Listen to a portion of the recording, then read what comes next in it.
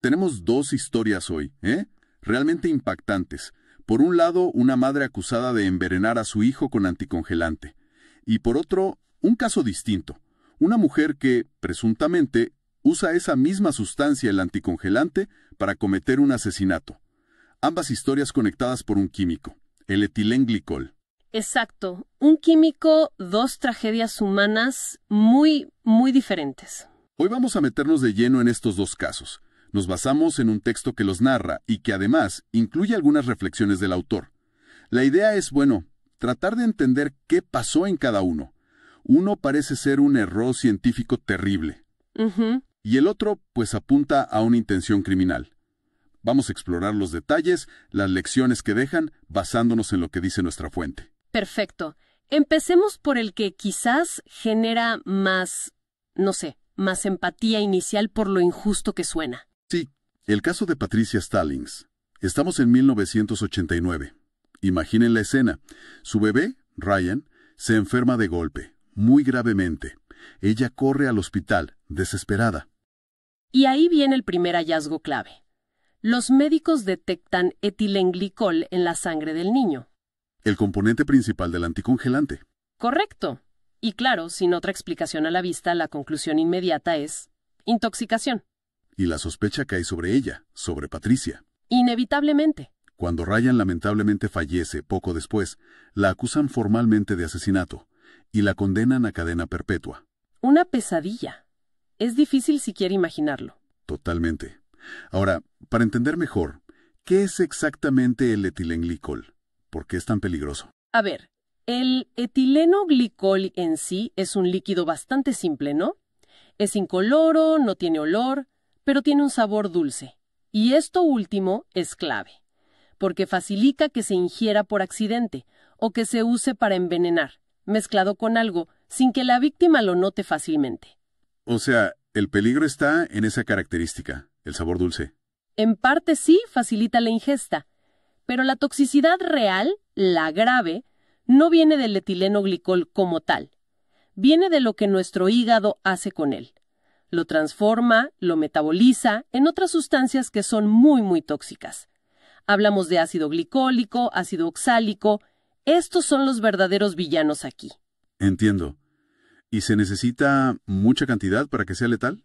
No, la verdad es que no. La dosis letal media, digamos, es relativamente baja.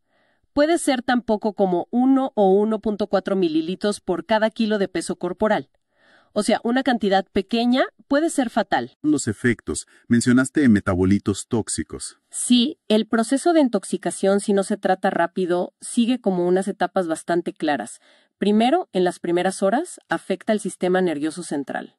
Los síntomas se parecen mucho a estar ebrio. Confusión, mareos, náuseas, vómitos, dificultad para hablar. En casos serios puede haber convulsiones, incluso coma. Ok, esa es la primera etapa. Luego, digamos entre 12 y 24 horas después, viene la fase metabólica y cardiopulmonar. Se acumulan esos ácidos tóxicos que mencioné, y eso causa una acidosis metabólica severa. La sangre se vuelve muy ácida. Esto fuerza al corazón a latir más rápido, puede bajar la presión, los pulmones intentan compensar respirando muy rápido y profundo. Es la llamada respiración de Kussmaul. A veces hay líquido en los pulmones, edema pulmonar. ¿Suena muy grave ya en esa segunda etapa? Logra superar eso, viene la tercera etapa, entre 24 y 72 horas más tarde. El daño a los riñones. El ácido oxálico se junta con el calcio y forma unos cristales, como agujitas microscópicas, de oxalato de calcio. Estos cristales bloquean los pequeños tubos dentro de los riñones, y eso causa un fallo renal agudo. La persona deja de orinar o produce muy poquito. Este daño puede ser permanente. Y aun si se sobrevive, pueden quedar secuelas, daño cerebral, problemas de visión. Un cuadro realmente devastador. ¿Mencionabas también algo sobre el riesgo durante el embarazo en el texto fuente? Sí, es un punto importante. El etilenglicol se considera un posible teratógeno, o sea, podría causar defectos en el feto. Hay estudios en animales que muestran que dosis altas causan bajo peso al nacer, problemas en los huesos, se cree que los metabolitos tóxicos y la acidosis de la madre cruzan la placenta y afectan al bebé. Una intoxicación fuerte en la madre es un riesgo altísimo para el embarazo en sí. Puede causar aborto espontáneo o malformaciones graves. Qué complejo. Bueno, volvamos a Patricia Stallings. Estaba condenada a perpetua, basándose en la presencia de ese químico. Pero entonces pasó algo que cambió todo, ¿no es así? Totalmente. Aquí viene el giro de la historia. Patricia, estando ya en prisión, dio a luz a su segundo hijo. Y este bebé, que estaba bajo supervisión médica constante sin ninguna posibilidad de que Patricia le diera nada, empezó a mostrar exactamente los mismos síntomas alarmantes que había tenido Ryan. Eso tiene que haber sido, una señal de alerta enorme para los médicos, ¿no? Claro, si ella no podía haberlo envenenado, ¿qué estaba pasando realmente? Ese hecho fue el que impulsó a revisar todo el caso, a hacer pruebas médicas mucho más específicas. ¿Y qué encontraron? Descubrieron la verdad. Ambos niños, Ryan y el segundo bebé, sufrían de acidemia metilmalónica, MMA por sus siglas. Es una enfermedad genética, hereditaria y muy, muy rara. Ajá. ¿Y cómo es que se confundió una enfermedad rara con envenenamiento por anticongelante? Ahí está la tragedia del error. En la MMA, el cuerpo no puede procesar bien ciertas proteínas. Esto hace que se acumulen unas sustancias anormales en el cuerpo, sobre todo ácido metilmalónico. Y lo terrible es que, en los análisis de laboratorio que se usaban en esa época, el perfil químico de estas sustancias acumuladas... No puedo creerlo. O sea, fue una coincidencia bioquímica. Una coincidencia fatal, que llevó a un diagnóstico completamente equivocado. No había habido ningún crimen. Era una enfermedad rara que nadie supo identificar a tiempo. ¡Qué historia! Un error de laboratorio, una condición médica pasada por alto y una vida casi destruida. Por suerte se pudo corregir. Sí, afortunadamente. Con la evidencia de la MMA en el segundo hijo y reanalizando el caso de Ryan, la condena de Patricia fue anulada. La exoneraron y la liberaron, después de pasar 2 años en la cárcel por algo que nunca hizo. Su caso se volvió un ejemplo clásico, ¿viste? Se cita en libros de medicina, de derecho, como una advertencia. Una advertencia sobre la importancia de la interpretación científica cuidadosa. Exacto, y sobre la necesidad de pensar en diagnósticos raros, aunque parezcan improbables. La ciencia necesita contexto y humildad. Impresionante. Bueno, ahora demos un giro de 180 grados. Mismo químico, el etilenglicol, pero un contexto totalmente diferente. Nos vamos a Minot, en Dakota del Norte. El caso de Ina Thea Kenoyer, sentenciada hace poco, en octubre de 2024. Sí, aquí la historia es otra. Kenoyer tenía 48 años cuando la sentenciaron. La acusaron de asesinar a su novio, Stephen Riley Jr., de 51. Llevaban casi 10 años juntos. ¿Y la causa de muerte? Confirmada por autopsia, intoxicación por etilenglicol. En este caso, no hubo duda sobre la presencia del veneno. Ok, entonces la investigación se centró en el cómo y el por qué. ¿Cuál fue el móvil que se presentó? Fue bastante particular. Parece que Riley creía que estaba por recibir una herencia enorme, como de $30 millones. ¿30 millones? Sí. Y la acusación dijo que Kenoyer lo envenenó justo el día que él iba a ver a un abogado para supuestamente recibir ese dinero. Eso fue el 3 de septiembre de 2023. ¿Y para qué? ¿Qué buscaba ella con eso, según la fiscalía? El supuesto plan era que, una vez muerto Riley, ella reclamaría parte de esa fortuna. Se presentaría como su esposa de derecho consuetudinario, o sea, como si estuvieran casados legalmente por haber vivido juntos tanto tiempo. Ah, el common law marriage. Eso es válido ahí. Ese es un punto clave. Resulta que Dakota del Norte no reconoce esa figura legal, así que el plan, incluso si la herencia hubiera sido real, tenía fallas legales de base. O sea, un presunto plan basado en dinero que quizás no existía y una figura legal que no aplicaba. ¡Qué enredo! ¿Había algo más? Sí, la cosa se complica. La investigación también sugirió que Riley, de hecho, pensaba dejar a Kenoyer en cuanto tuviera el dinero. Y para colmo de ironías, la policía después determinó que toda esa historia de la herencia millonaria era una estafa. El dinero nunca existió. Increíble. Una trama de engaños por todos lados. ¿Cómo fueron los hechos concretos que llevaron a la muerte de Riley? La cronología es muy ajustada y, sospechosa según la investigación. Riley se siente mal el 3 de septiembre. Kenoyer no llama al 911 hasta el día siguiente, el 4 de septiembre. Esperó un día. Eso parece. Cuando llegaron los paramédicos, Riley ya estaba inconsciente. Lo llevaron al hospital, pero nunca despertó. Murió el 5 de septiembre. El contraste con el caso de Patricia Stallings es total. Absolutamente. Allá, un error trágico, una enfermedad. Aquí, la narrativa que llevó a la condena es de un acto premeditado, calculado, se alegó que usó el veneno deliberadamente. Y volviendo a lo que decíamos del sabor dulce del etilenglicol.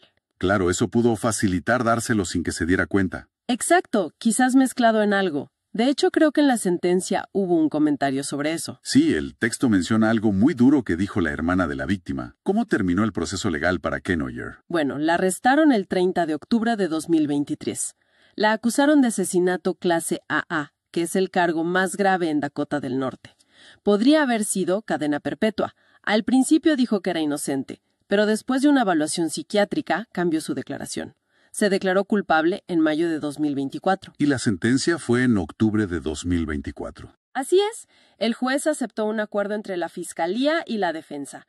La condenaron a 50 años de prisión, pero no son todos de cumplimiento efectivo. Son 25 años que tiene que pasar en prisión y los otros 25 quedan suspendidos, condicionados a su comportamiento futuro. Además, cuando salga, tendrá 10 años de libertad condicional supervisada.